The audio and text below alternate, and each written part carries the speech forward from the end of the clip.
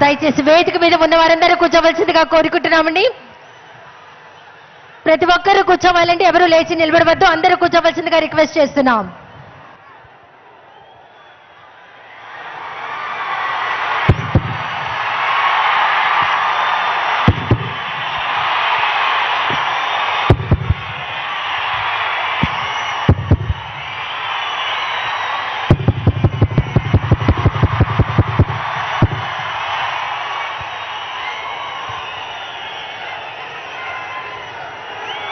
సిద్ధమా?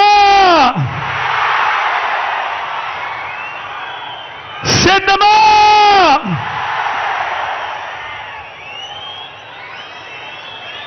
మరో చారిత్రక విజయాన్ని అందుకునేందుకు మీరంతా సిద్ధమేనా?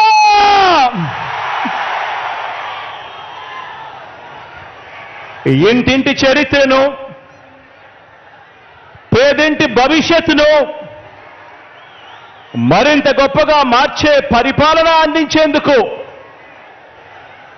మన పార్టీని మరోసారి గెలిపించుకునేందుకు మీరంతా కూడా సిద్ధమేనా?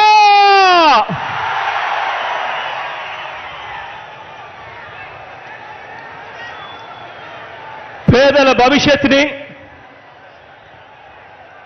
పేదల్ని కాటేసే ఎల్లో వైరస్ మీద కనిపిస్తా ఉన్న కరోనా లాంటి ఆ దుష్ట చతుష్టయం మీద యుద్ధానికి, ఓ మహా సంగ్రామానికి నా కుటుంబ సభ్యులైన నా ప్రతి అక్క, ప్రతి చెల్లెమ్మ, నా ప్రతి సోదరుడు, నా ప్రతి స్నేహితుడు, నా ప్రతి అవ్వ, నా ప్రతి తాత, మీరంతా కూడా సిద్ధమేనా?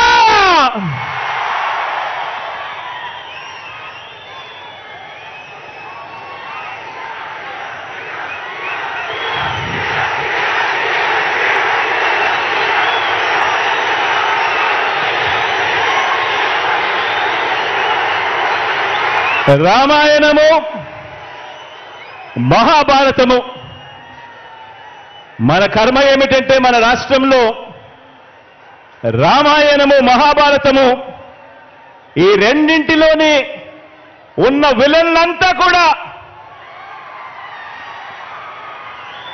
ఓ చంద్రబాబు నాయుడు గారి రూపేనా, ఓ ఈనాడు రూపేనా, ఓ ఆంధ్రజ్యోతి రూపేనా, ఓ టీవీ5 రూపేనా, ఓ దత్తపుత్రుడి రూపేనా, ఇతర పార్టీల్లో ఉన్న చంద్రబాబు నాయుడు గారి కోవొట్టులు, ఇంతమంది తోడేళ్లందరూ కూడా ఏకమై మీ జగన్ చుట్టూ బాణాలు పట్టుకొని రెడీగా ఉన్నారు. ఈరోజు ఆంధ్ర రాష్ట్రంలో చూస్తా ఉన్న పరిస్థితులు గమనిస్తే, కానీ ఈ సీను వారి వైపు నుంచి చూస్తే ఈ సీను ఎలా కనిపిస్తుంది అంటే జగన్ ఒంటరివాడిలా కనిపిస్తాడు.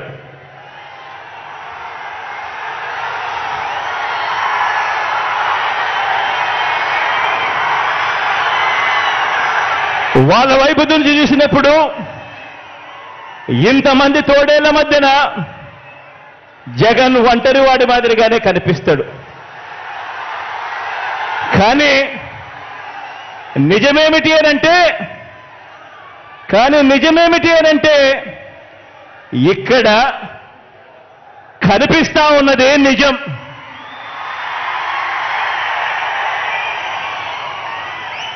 ఇది అసలు సీను. ఇన్ని లక్షల హృదయాలలో, ఇన్ని కోట్ల మంది హృదయాలలో మీ జగన్ మీ గుండెల్లో మీరు స్థానమిచ్చి మీ ఇంటి బిడ్డగా మీ జగన్ మీ గుండెల్లో ఉండడం ఇది నిజం.